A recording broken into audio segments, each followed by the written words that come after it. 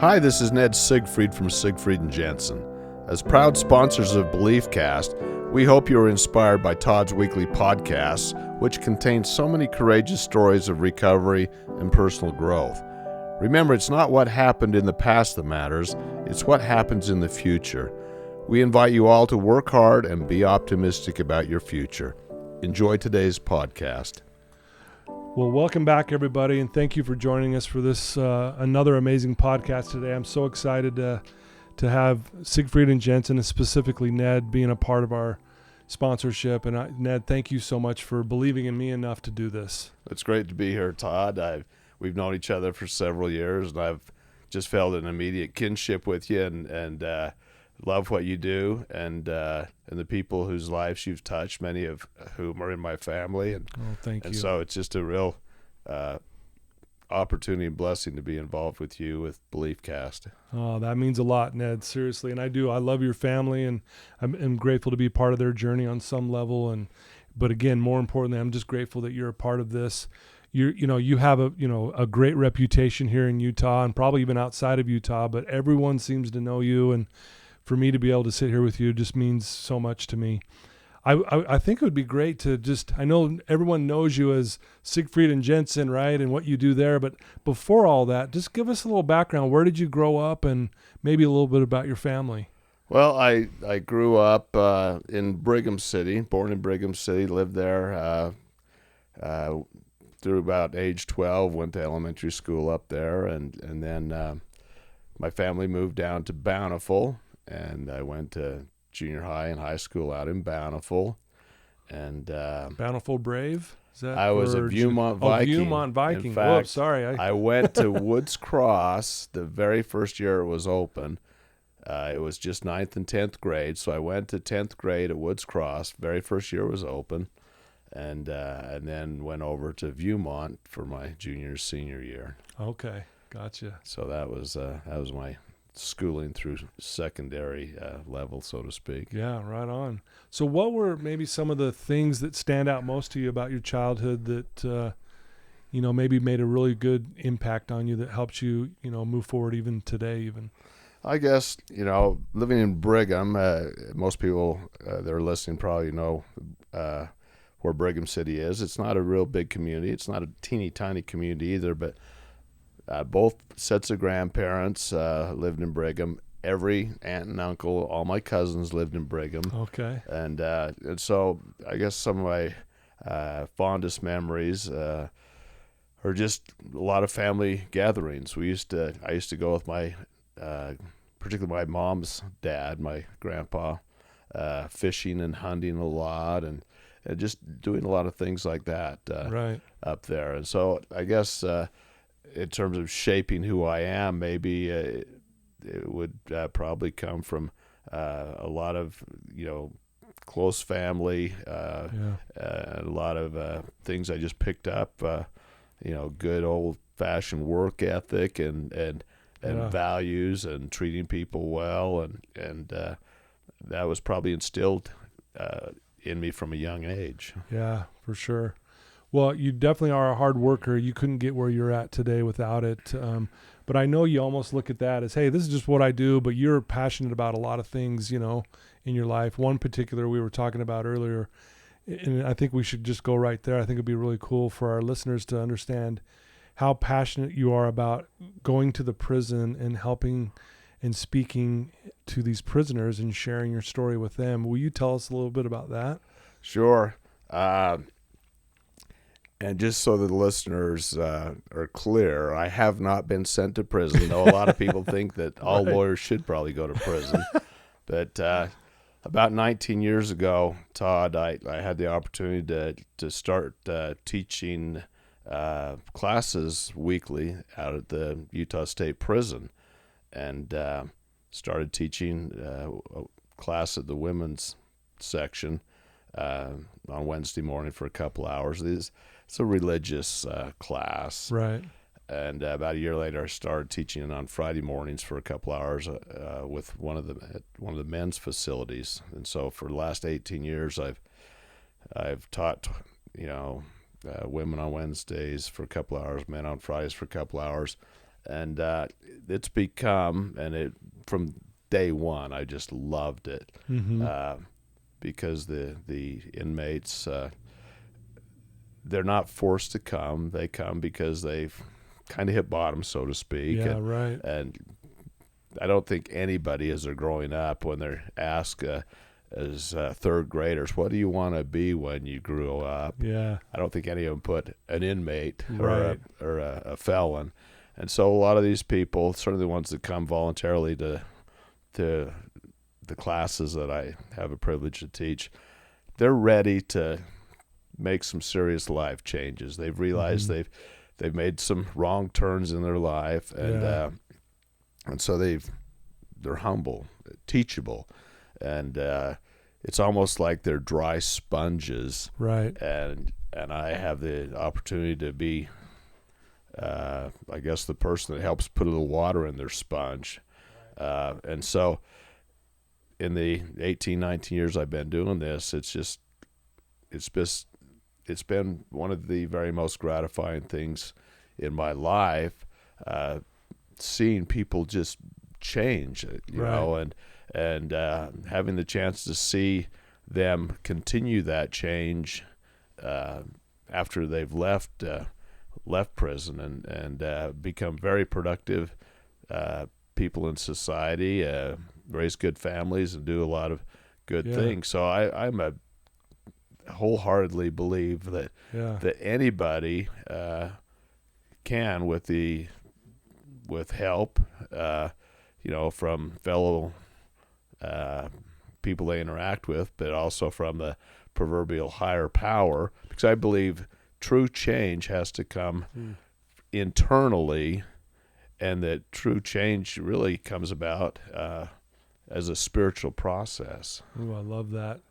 You know, one of the things I think listeners might be thinking, I mean, is it a scary experience going out there? Obviously, I know you're not scared to go out there because you love it so much, but people might think, well, I mean, are you worried that something's going to happen, or do these inmates treat you with respect? I mean, have you ever had a moment where it was a little scary moments or anything like that? I think there maybe you might be wondering that. So how has that been? No, never one at all. In fact, I think most of the inmates, I don't mean this to be, you know, self-aggrandizing, but most of the men and women out there that I've interacted with or have come to my classes over any period of time, I consider them dear friends, and I think they would literally, you know, take a bullet for me. I mean, they are just so respectful, almost to a fault, and so grateful that I'm getting a little bit of a, you know, emotional. It just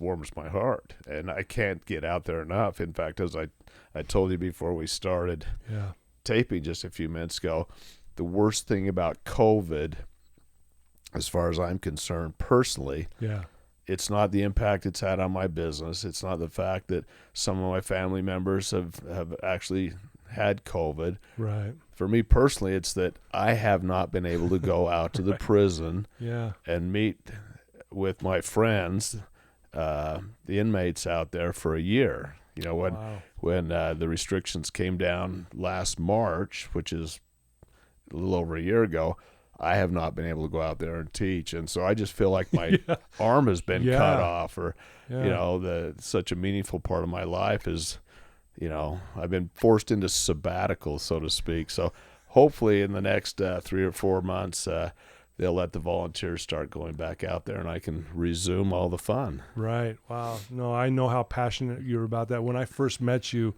we had a similar kind of a situation where, because I had spoken at the prison, I've been there once, right? And it was just the same thing you just said. I felt so much gratitude from them, and I never felt safer, and it was unbelievable. I walked out there going, man, did I really just experience that? So I know why you love it so much. And what are some of the things that you do try to teach out there what are some of the principles maybe that you really try to have these inmates walk away with when you meet with them twice a week? Well, as I alluded to, that I try to tell people that no matter what landed them in prison, and incidentally, I do not ever ask, nor do I even want to know why a man or woman has ended up in prison, because I don't want to prejudge that person or think, oh, you did this or that or the other.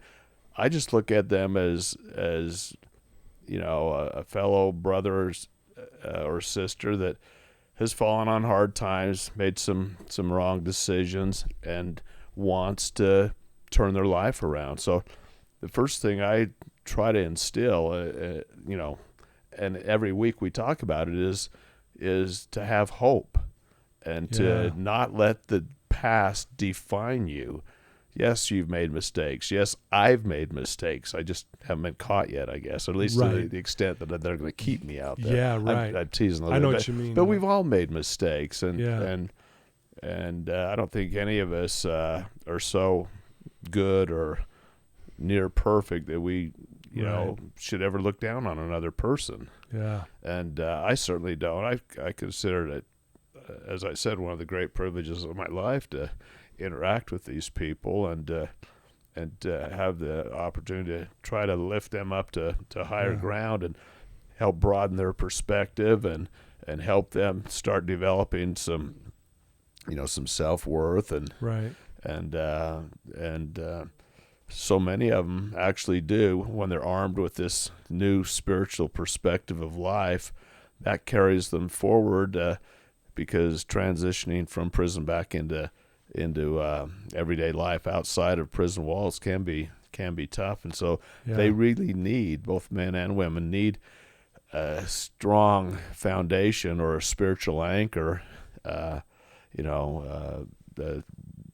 deeper relationship with their higher power, if you will, to carry them through the challenges, because there's more challenges once they leave prison in many respects than inside, because, as you well know, it's pretty regimented in there, and you can't draw outside the lines too much when you're incarcerated. Right. But once you get out those prison walls, they really need the buttressing of a good strong foundation. So for sure.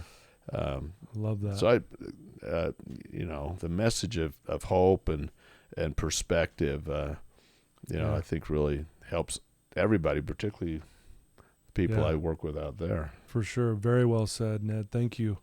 It's amazing. You've been doing this for over 18 years. I mean, that's a long time to be doing that. What drew you to it, though? Like, what did you get volunteered to do it one day and didn't, or did you always have like, I want to get out there and help, or how did that come about? Well, I guess people probably know by now, but I'm LDS, and I went on a mission to Japan, and I've always loved the gospel, and I've loved sharing what I believe with other people, because I feel like it's really blessed my life and helped define who I am, and I feel that's the greatest gift I can give to anybody is what I have experienced. Yeah. So I've always loved sharing the message, whether as a missionary in Japan or afterwards for the next 20 years or so. I continue to be active doing quote unquote missionary type things, and I heard of an opportunity in one church meeting. The person who was conducting the meeting said, "We've been asked to make you brethren aware of this, but if any of you are able to, we're looking for volunteers, or they're looking for volunteers to come in and teach religion classes out at the Utah State Prison." And then the person that was conducting said, "Well, but they would be during the day, so most of you probably will have conflicts with work." And I thought, well, I think my boss will let me go out. And I'd heard from a few other friends who had similar opportunities out of the prison say what a wonderful experience it was. So as soon as I heard that there was an opportunity, I immediately followed up on it and somehow passed all the screening and security tests, so to speak. background checks and all yeah, that stuff, all that right? stuff, yeah. And within a couple of weeks, they said, okay, you're good to go. And so ever since then, I've just been going. And, yeah, I love it. the beauty about this, the reason it's lasted 18, 19 years is it's not a quote-unquote church calling. And so it's a volunteer position. And so there's no release There's no end date. Yeah. And so when people say that's a long time, and I say, I hope I'm just getting started. Right. Wow. Yeah. So as long as I can, talk and get myself out there, I want to keep going. I'm still as passionate about going out there as I ever have been, and particularly now since it's been a year, and I just feel this forced sabbatical by COVID is just about ready to tear my hair out. Hopefully it's coming to an end soon, right? Yeah, I think we're on the uptick with those things. So I think so too. Keep our fingers crossed. Yeah, for sure. Well, that's neat that you do that and give back. And you do have this reputation, Ned, as a guy that gives back, and you do a lot with your with your I don't know, you call it a company. Yeah. Yeah. What I want to also know, when did you know you wanted to be a lawyer? Did you always want to be one when you were a kid, or did it come later in life when you made the decision, like, you know what, I'm going to try this? Or I know the exact moment, and I don't want to make this about a LDS type of thing, but I was on my mission in Japan. Mm-hmm. When I went to Japan, I thought, well, I want to be a dentist because I grew up, very involved with golf, and golf's been a big part of my life. But I thought at that point in time, 19 going on a mission, I thought, if I become a dentist, then I can schedule my patients whenever I want to, and I'll have plenty of time to golf or to play in this tournament or whatnot. So I thought, yeah, I'll be a dentist. And then I got out on my mission, and a kid in my neighborhood was a year older than me. He was a good friend. My parents, would write me every week, and I was laying on my futon, which is they sleep on the floor in Japan. Yeah. It was on the P day, preparation day. I was reading my folks, my mom's letter, and she said, we just got back from Mike Nilsson's homecoming, and he said he's going to finish up his undergrad up at the U and then go to law school. And as soon as I read law school, it was almost like, da-da, right. You hear this background music, and the law school started blinking on the letter or something. Yeah. It was like almost like instantaneously I thought, law school. Yeah, I think I'll do that too. Really? And I never turned back. I never changed my mind. And this is just about halfway through my mission. So it's like, okay, that's decided.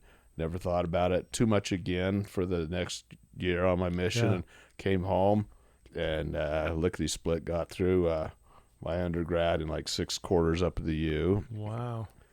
Japanese language test was worth 25 hours. Oh, good. So I had a lot of. Sure. I was able to shortcut a lot of things, and got through the U, and then undergrad, went to law school, and the rest is history professionally, as they say. Ever since, right? Yeah, 38 years. 38 years, wow. Yeah, since 83, and it's hard to believe that. Congratulations. The time does go fast, It really does. It really does. Congratulations on. I mean, that says a lot, honestly.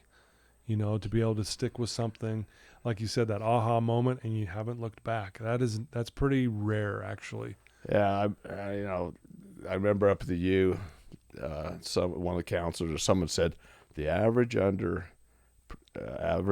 boy or girl student in undergrad changes their major 2.4 times, and they graduate with like 235 hours. Well, you needed 183 hours at the time, and so I got 183 hours, not one more.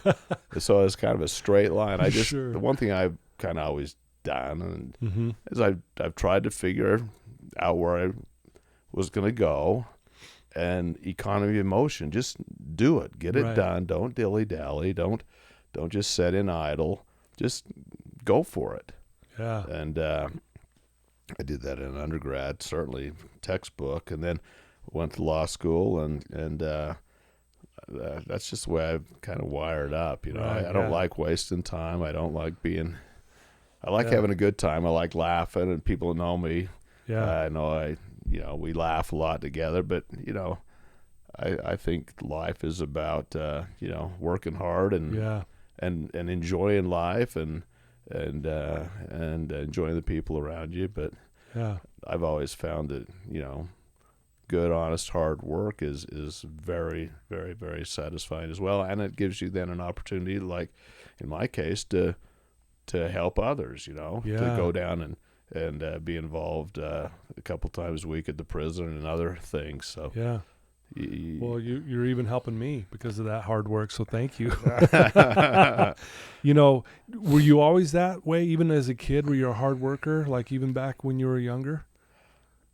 Do you recall? I or- think so. I don't know. Yeah. It's a different time. Yeah. I had a morning paper out from 4th to 6th grade, so that's Okay. ages 10 to 12. So yeah, paper out, and that's getting up early and And throwing I'd the have to paper. wrap the papers and leave Uh-huh. them in a big stack outside of our garage. right. I'd open the garage at 5:30, whatever, and I'd bundle the papers and put them in bags that would be over my handlebars. You'd put them in the Yeah. bags, and I would Handlebars in the bags, yeah, and I'd hope Sundays was tough because they were a lot bigger papers, and sometimes I'd start turning, and the weight of the papers would make me want to turn more, and I'd about turf it. I probably did a few times, but I'm sure you did. but yeah. I'd do that by myself. Yeah. But when it snowed in the winter and it was too tough to ride Yeah. a bike through 6 or 8 inches of snow, I'd go in and tap my dad. It's kind of he's passed away, but I'd tap him on his leg and say, "I need you to help me this morning." Yeah. So he'd get up, and we had an old Volkswagen Bug at the time. They're always great in snow, so he'd drive me around, and I'd throw the papers out the window. Right. The That's one awesome. time he got stuck in a dip, and slowed down enough and we couldn't get out. He started spinning, so he said, "Okay, you get in the driver's side. I'll get behind on the back of the Volkswagen, so kind of rock it and push." And he says, "You push this pedal here, and when I tell you to push it, you push it, Right. and I'll try to get it going." And he got us rocking and pushing enough that we started going. And I drove about a block down the road because he never told me how to stop the thing. He kept chasing me, and he finally got me to He stop said, it. Yeah. Yeah. That's funny. Anyway, a lot of fun memories like that. And I used to Yeah, mow a wow. lot of people's lawns and shovel their walks. Well, and yeah, that's pretty young to do all that. that stuff. Yeah. That was still in the Brigham years when I was, Yeah. 4th, 5th, 6th grade, and For sure. continued to do that when I moved down to Banff. And I started working at Smith's Food King when I was just short of 16, because we got to know the Smith family who started Smith Food King up in Brigham. Oh. We knew them really well. Oh, really? Okay. And so Yeah. me, my brother, and sister, that's the jobs we had,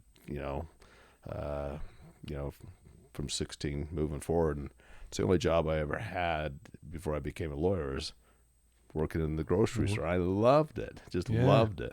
Wow. I used to work at Skaggs Alpha Beta. Do you remember Skaggs Alpha Beta? Absolutely. Yeah. So that was back when I was younger too. And I really did. I enjoyed it. It was a lot of fun. And so I know what you're saying there. Yeah, in fact, during law school, when other fellow students would go out and clerk between their first and second year, or their second, third year, I went back to Smith's and worked with the people that I loved working with at Smith's. And, people probably thought, well, you're compromising your legal career by not going out and having a summer clerkship for 3 months. But I thought, I'll be okay once I get out of law school. Right, Assuming I passed the bar, Yeah. I felt pretty confident that I would be able to, be successful. I didn't know how or what I would do for sure at that Sure. point, but I thought I would be able to do well. And so I just went back to Smith's and had fun working great. summers back in the good old Yeah. grocery store. That's awesome. And in fact, that's where I met my wife too. So maybe that had something to do with it. Hey, yeah, I didn't know that. That's awesome. Yeah. That's where you met her, huh? Was she just coming into the store, or was she working there too? She and two of her sisters worked in the store. Her older sister is 2 years older than her younger sister, that's a year younger. And my first job coming back to the grocery store, I grew up in Bountiful. I worked in the Bountiful store, but when I came home, they didn't have a position for me. So they said, "Why don't you go out to this Richie's store?" Richie is the youngest of D. Glenn Smith's three sons. Oh, okay. And so it was a Smith's Food King. It was part of the Smith family, but it's like a lower priced kind of discount version, so to speak. So it was a Richie's store out on 35th South and 40th West in West Valley. And so I said, okay, I'll go out there and for a little while. And I just immediately started, hit it off with the people out there. But the first job I did out there was working the night crew, throwing freight, stocking shelves. Okay. And I went out there, we'd work like 10 to 6 in the morning or 10 to 7. Yeah. And I was checking out some people at just a little after 10. And my wife had just finished working as a checker at 10 o'clock shift. And she was, I hate to say this, but I was just barely had turned 21, just got on my mission 2 or 3 weeks earlier. She's not even 16, but she was just the cutest little bug. And she came through, and I'm checking. She's getting a Diet Coke and something. I don't know what it was, just something to drink after her shift. While she waited for her mom to come pick her up because she couldn't drive yet. And she goes, "Oh, you're Ned the Night Stalker." And it was just, she didn't know what she was saying. Is like, I'm, Ned Bundy or something like the Night Stalker, Ned the Night Stalker. I just thought that was just so innocently funny. For sure, yeah. And so anyway, but we ended up marrying about 8 years later or so. And wow, that's great. I taught her how to drive a car and everything because she was just getting ready to get her learner's permit. Right, okay. Sounds like there's only 5 years difference, but that's a big difference when you're 21 to almost 16. Mm-hmm. But now it's 64 to 59, so the age gap is shortened considerably. For sure, yeah. Anyway, I'm rambling, Todd. No, I'm sorry. No, you're not rambling. No, this is great. Yeah. This is good. See, I think people want to hear this. It's like they know about you, with your. So I'm something beyond just the pretty face on their TV set, right? Exactly. That's what you're trying to say. Exactly. I really am. I do. That's my day job. That puts and we do a great job, I think, at what we do, or what I do professionally. But for sure, and that's important for sure. But I think helping people the way we're talking about is even more important. That what I've done professionally gives me a chance to help people in various ways, and that that's part of the platform that. For sure, so to speak. Well, that's why we've teamed up. That's why we've teamed up because we both want to help people. And I got to be honest, it was just so great to talk to you about this and how willing you guys have been, especially you. And I know your desire to just help people. Again, it goes back to, going out to the prison all the time. I mean, you just love making a difference, and I want to rub shoulders with people like that, and that's why we're sitting here together, honestly. Yeah, I mean, it just feels so much better to help somebody than to just have all your efforts directed at your own hedonistic behavior or whatnot. Yeah. I mean, it just feels good to, help people. I guess I don't know how more succinctly to for sure or to have a genuine connection with someone, or to even just say hi to someone or shake their hand or just spend a couple minutes chatting. I love it. I just think that's a good way to be. And society has become so I don't know, polarized or divisive, or I like driving, this sounds corny, maybe it comes from small town value or something. When I drive through the neighborhood or even coming home from the gym this morning, I just wave to people, Yeah. It's like, it's like just saying hi, I think I hate it when you walk down to, a hall or a sidewalk and people just look away or look at their feet. Why can't we say hi to each other? Sure, Why can't we yeah. it's like we can't even acknowledge that there's another human being in our presence or that, Right. that we're passing on the road or the sidewalk or in a hallway. That type of, offishness just really kind of bothers me. For sure. And yeah. I know a lot of people are shy, and I'm kind of shy in a lot of ways too. Right. But I've just found in my life, Todd, when we extend ourselves and are friendly to one another and see one another as equals, no matter who we are, no matter, what, nationality or religion we are, just see each other as equals, and where we can, help one another, we do. And, who knows, maybe next week I'll need help from someone in some other way. So, right. For sure. I don't know. I just think that's a good way to live one's life. No, I love it. Very well said, Ned. There's something that you said to me, and you won't remember this, but it's something I actually share with my clients to this day. and it's when I first met you, and we were talking about, you and I were talking about, because I get up really early in the morning, and I know you do too. And you said something, you're like, Todd, it's just all about mind over mattress. Yeah.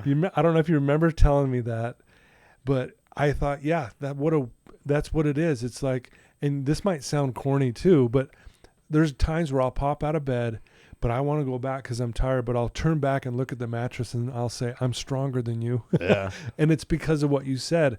And I'll even share it with my clients. Hey, it's all mind over mattress. And they go, yeah, I've never thought of it that way. Do you remember that little conversation we had? I use that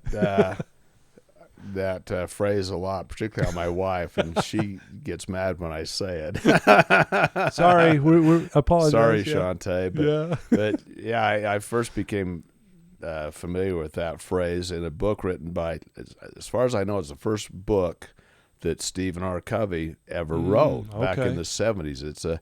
It's a classic. It's called Spiritual Roots to Human Relations. And I read it on my mission. I think it came out in 1976 or 77.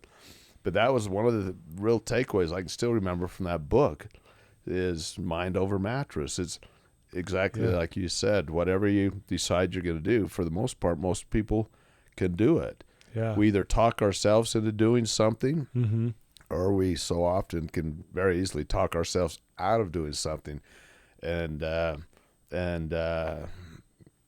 Steve Covey explained it by using that example. It's like how many of us are so tempted to just either keep hitting the snooze button or just turn the alarm off completely and go back to sleep for a couple hours. But, the old, and I love cliches because I think the basis of almost every cliche is truth. Yeah. The early bird gets the worm. Yeah. Well, if you hit the snooze button or hit the off button and go back to sleep, you're not an early bird.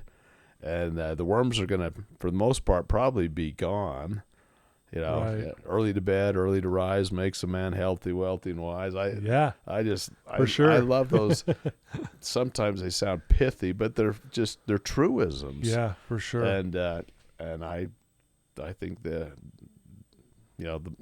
all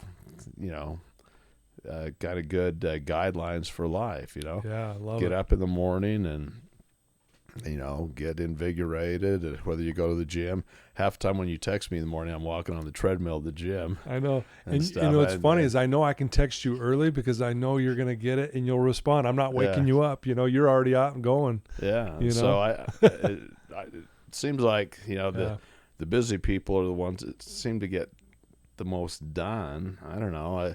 But, I think my philosophy is you lean into life. Yeah. Whether it's professionally or in a service manner or or whatnot. But so many people, unfortunately, and particularly a lot of people who have struggled with addiction issues or whatnot, they've come to lean away from life. Yeah. And so, like, It's a good out of way the to put it. prison, Yeah. I try to get them, leaning into life with a positive, hopeful attitude, and to realize that life for every single one of us, no matter where we are, is a process. Yeah. It's like climbing a ladder, whether you're on the first rung of the ladder or halfway up the ladder or whatever. Yeah. It's really about the trajectory that we're going in and the direction our lives are going in. So worry first about, it doesn't matter how fast you're going, if you're going in the wrong direction or in a bad direction. I'm a huge Steve Covey advocate, I just love everything that he's did, sure, the way he taught, the 7 Habits and the other more religious oriented stuff. But I think it was Steve Covey that said some people are so busy climbing the ladder and that they don't realize until they get to the top of the ladder that the ladder was leaning against the wrong wall. And so that's the thing about, let's get our bearings, get our direction first. Let's not worry so much about the speed we're going in. Let's just make sure the direction we're going in is right. And then we can worry about maybe, accelerating our pace a little bit. Gotcha. Well, that's good advice. I love those metaphors. Me Mind too. over mattress, ladder leaning against the wrong wall. Right. I think those are good. Yeah, good I told you I things. never forgot that when you told me that. And I thought, wow. And that's when I knew you and I we think a lot alike, and I do really admire your hard work. And I think that's why you're where you're at today, not just with your business, but just everything that you do and the influence you have on people. So here you are, you've been you've had this company for what, 38 years, you said? Got out of law school in 83 and kind of just had a solo practice. And then in 1990, I'd been practicing with about 5 or 6 other attorneys in a joint office sharing situation. One of those attorneys was Mitch Jensen. Okay. And then when the lease expired there in 1990, Mitch and I went off separately and formed Siegfried Jensen, and it was just he and I to begin with, and a couple, paralegals or clerks or whatnot, and grew from those small beginnings into, what we are now. We have about 80 employees, about 18 attorneys, and pretty good little business that puts meat on the table for all of us. Well, I'll tell you, I want to say this, and I know you don't like touting yourself, but I do want to say, you guys have a 97% success rate with over 35,000 cases, and you've recovered for your clients over, I think, $850 million. Probably over $1 billion now. Is it $1 billion now? You need to update that. Update the website. But I guess have to get on Jeremy and tell him to update. Yeah, Jeremy, come on. Yeah, come on. But that just, again, it says a lot. You can't just do that on accident. You obviously have a purpose, a drive, that work ethic you were talking about.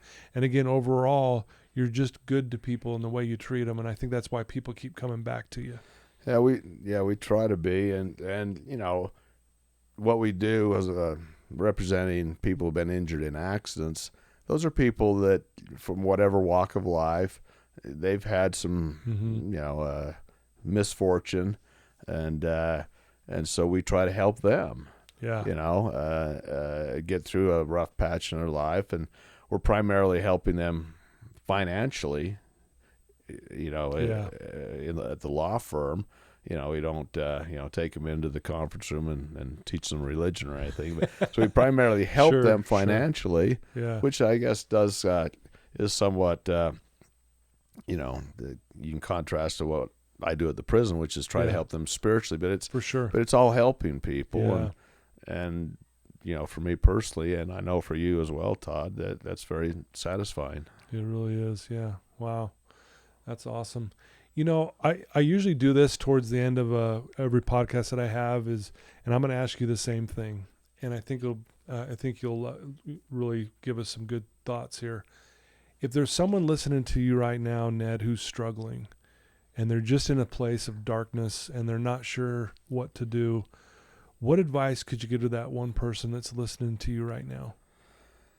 Well, I guess I would say pray.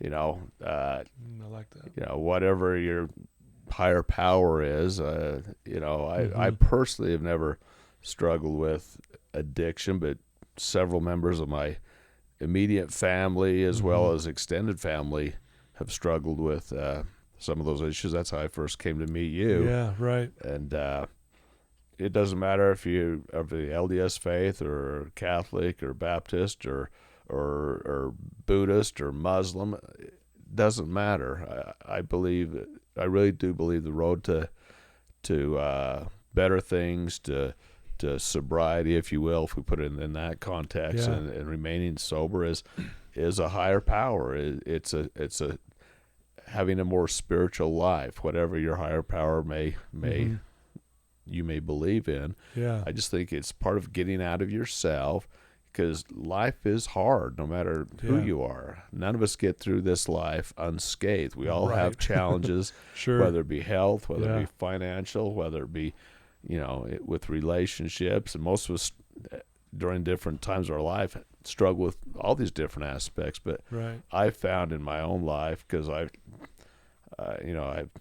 been, I guess a pretty religious or spiritual person my whole life. That's where I've really derived the strength to get through a lot of the tougher times of my life, or dealing with, certainly not just vicariously with other people in my family that have struggled with addiction, but it's given me an added measure of strength to be able to help them more effectively. So I feel like, the spiritual side of life has allowed me,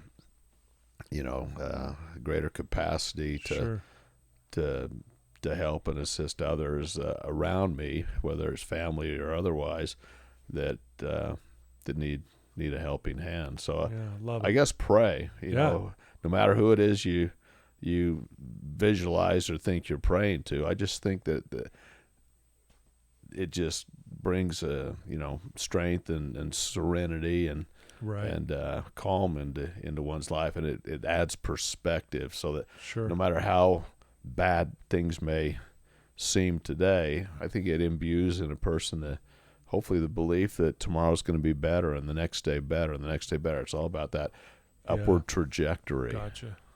Love it. Great advice. No, seriously, I love that. That's great. Well, I want to thank you for taking some time out of your busy schedule, to come sit here with me today and share a portion of your story with us. But I also want to thank you for believing in me enough that you would be a sponsor of this Belief Cast. It really has reached so many people. A lot of people will say that they heard one of the guests say this, and I decided not to end my life, or I heard this person overcome their addiction, and now I have hope that I'll do it. Or just, and the list goes on and on and on. And I just can't thank you enough that you guys would be willing, Siegfried and Jensen, and specifically you, Ned, that you'd be willing to support me. So thank you so much. Well, like I said earlier, it's an honor to associate with you and the Belief Cast. And if I can be a small part of helping more people listen to and benefit by what you're doing, then I consider it a great opportunity. So thank you. Oh, you betcha. Well, thanks, Ned, and everybody. Thanks for tuning in today. Again, I told you this was going to be another great thing, and thank you for all your support. Please share this with everyone you know. And again, thank you for believing in me enough. I want you guys to know that I love you, and I hope that you're doing better. Please take some of that advice that Ned said. He shared a lot of great things, but if you are struggling, say a prayer, whoever your higher power may be, and know that tomorrow is going to be better. Reach out to me or Ned. And speaking of that, could someone reach out to you if they ever wanted to just ask you a question and maybe learn more about what you do? Is that all right? Yeah. What would be the best way for them to do that? Well, I probably, my wife would be mad if I gave out my personal cell number. Yeah, maybe not that. Kidding, no, you just call the office or send an email, Okay. to the office or whatnot, and Gotcha. I'll try to get back to you and talk to you, and whether it's professionally, which I will do, but I'd rather talk about more important matters, For sure. the spiritual type of journey that we're talking about. So yeah. Okay, well, we'll put the contact info in there, and please reach out to Ned, and he'll help you out if he can, any way whatsoever. So again, thank you, and everybody, thanks for tuning in. Till next time.